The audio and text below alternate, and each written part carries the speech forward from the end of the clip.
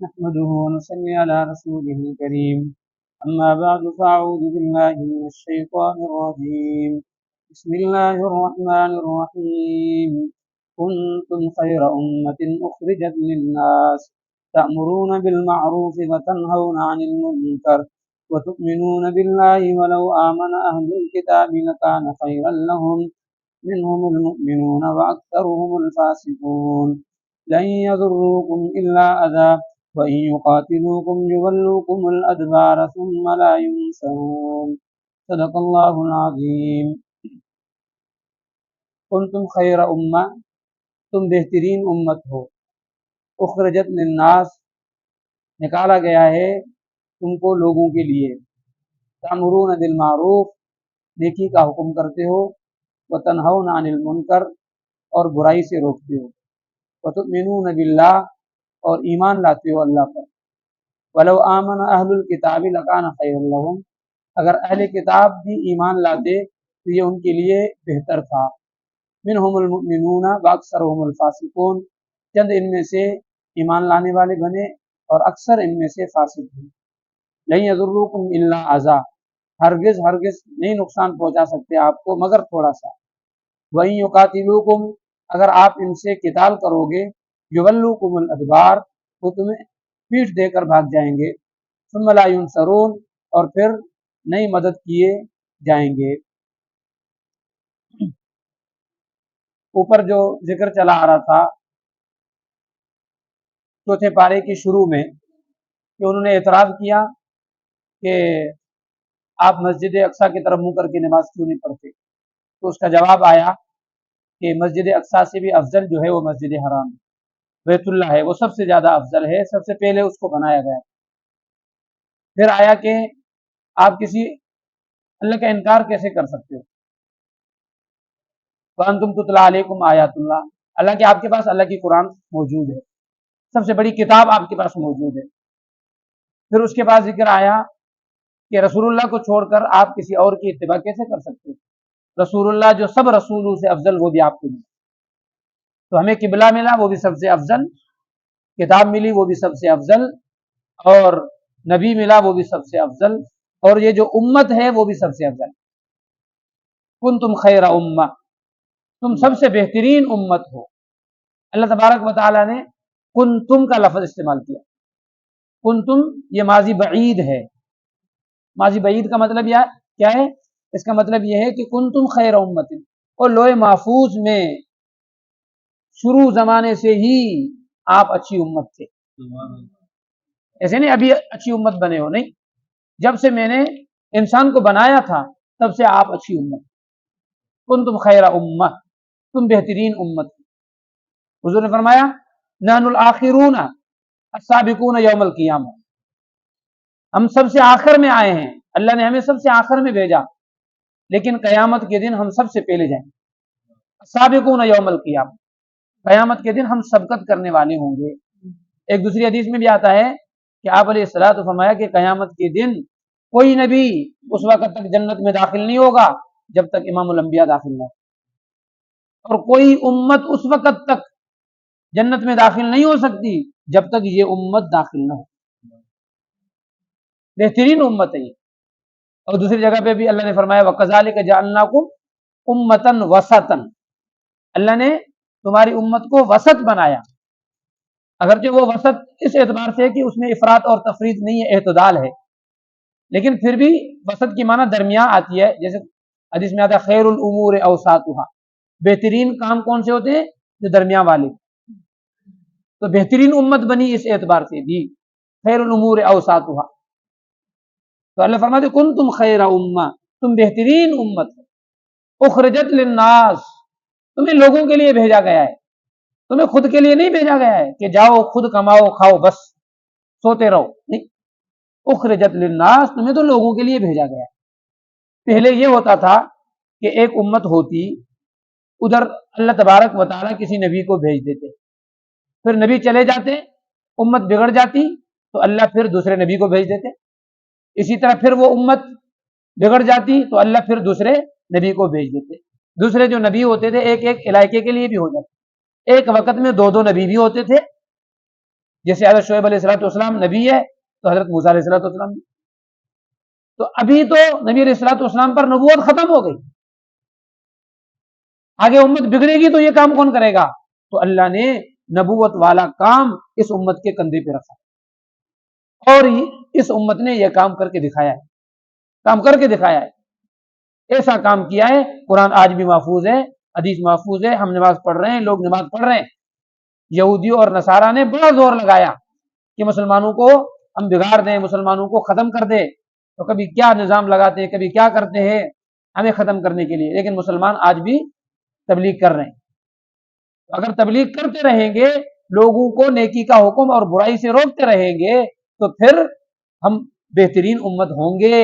اگر یہ کام چھوڑ دیں گے تو پھر ہم بہترین امت نہیں ہوں گے. ایسے نہیں سمجھو کہ بس ہم نے یہ دین کا کام نہیں کیا تو کیا ہوا, ہر کوئی اپنی قبر چھوڑائے گا, ایسے نہیں ہے.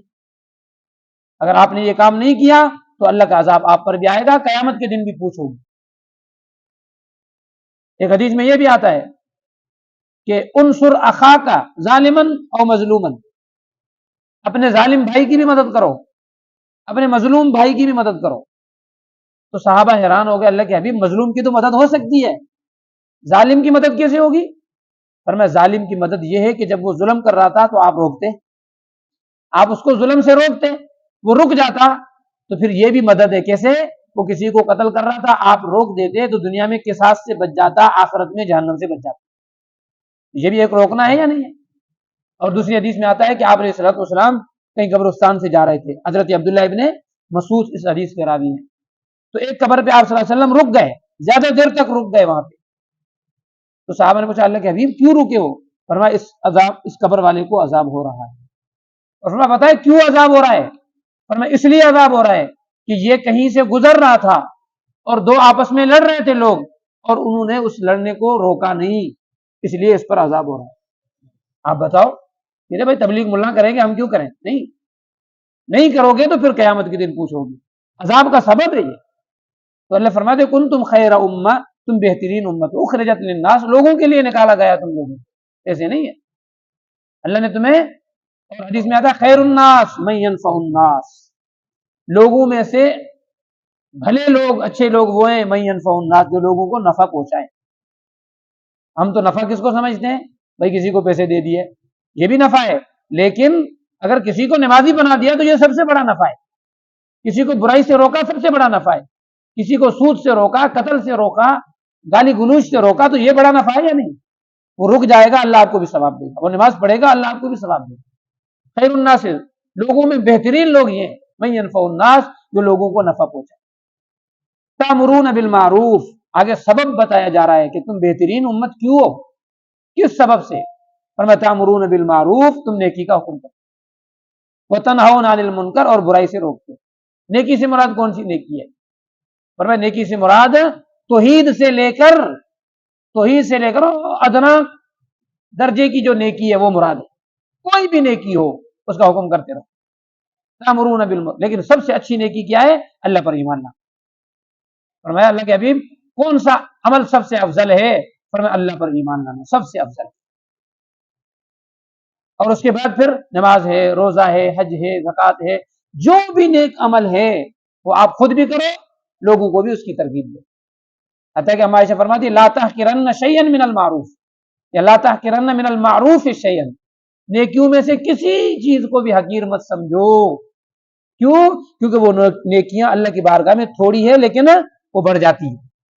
اور اسی طرح فرمایا کہ چھوٹے گناہ کو بھی آپ چھوٹا نہیں سمجھو.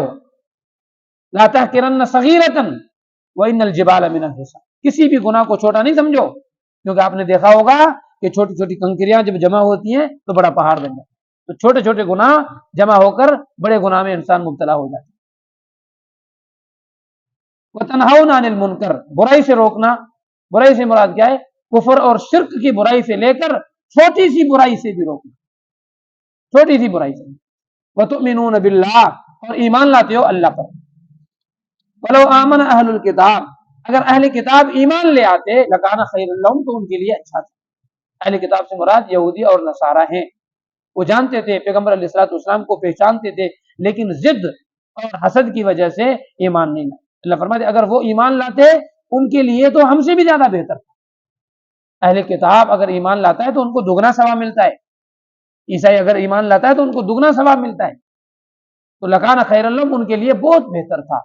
منہم المؤمنون ان میں سے بعضوں نے ایمان لایا, ایسے نہیں کہ سب کے سب حرامی ہے, بعضوں نے ایمان لایا. کس نے ایمان لایا؟ یہودیوں میں سے حضرت عبداللہ ابن السلام, یہ یہودی تھا. حضرت ثعلبہ یہودی تھے. اسی طرح حضرت بنیامین یہودی تھے.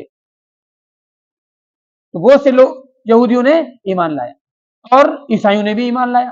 حضرت تمیم داری یہ کون تھے؟ عیسائی تھے. حضرت سلمان فارسی عیسائی تھے. حضرت عدی بن حاتم تائی کے بیٹے یہ بھی عیسائی تھے. اور حضرت حنزلہ غسیل الملائکہ غزوہ احد کا حضور صلی اللہ علیہ وسلم نے اعلان کیا آ جاؤ جہاد کے لیے. پہلی رات تھی شادی کی, اپنی بیوی سے ہم بستر ہو گئے, اب نہانے کا وقت ہے, کانوں میں آواز پڑی آ جاؤ جہاد کے لیے. ہم تو کانوں میں آواز پڑے سوئے ہوئے ہیں, نماز کے لیے نہیں اٹھ سکتے, لیکن ایمان اتنا کامل ہے. فرمایا غسل کروں گا دیر ہو جائے گی, غسل کروں گا اللہ کے حبیب کے پاس پہنچنے میں دیر ہو جائے گی. غسل نہیں کیا, چلے گئے.